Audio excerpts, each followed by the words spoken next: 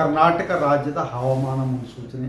ನಾನು CS ಪಾಟೀಲ್, ವಿಜ್ಞಾನಿ, ಹವಾಮಾನ ಕೇಂದ್ರ, ಬೆಂಗಳೂರು. ನಾನು ಮುಂದಿನ 5 ದಿನಗಳವರೆಗೆ ಕರ್ನಾಟಕ ರಾಜ್ಯದ ಹವಾಮಾನದ ಮುನ್ಸೂಚನೆಯನ್ನು ಸಂಕ್ಷಿಪ್ತವಾಗಿ ವಿವರಿಸುತ್ತೇನೆ. ಇಂದು ಉತ್ತರ ಹಾಗೂ ದಕ್ಷಿಣ ಒಳನಾಡಿನ ಜಿಲ್ಲೆಗಳಲ್ಲಿ ಕೆಲವು ಕಡೆ ಹಗುರವಾಗಿ ಮಳೆಯಾಗಿದೆ. ಪ್ರಮುಖವಾಗಿ ಹುಕ್ಕೇರಿ, ಬೆಳಗಾವಿ ಜಿಲ್ಲೆಯಲ್ಲಿ 2 ಸೆಂಟಿಮೀಟರ್, ಗುಂಡ್ಲುಪೇಟೆ, ಚಾಮರಾಜನಗರ ಜಿಲ್ಲೆಯಲ್ಲಿ 1 ಸೆಂಟಿಮೀಟರ್ ಮಳೆಯಾಗಿದೆ. ಅಥಣಿ, ಬೆಳಗಾವಿ ಜಿಲ್ಲೆ ಹಾಗೂ ಬೆಂಗಳೂರಿನ ದಕ್ಷಿಣ ಭಾಗದಲ್ಲಿ ಆಲೇಕಲ್ಲಿನ ಮಳೆಯಾಗಿದೆ.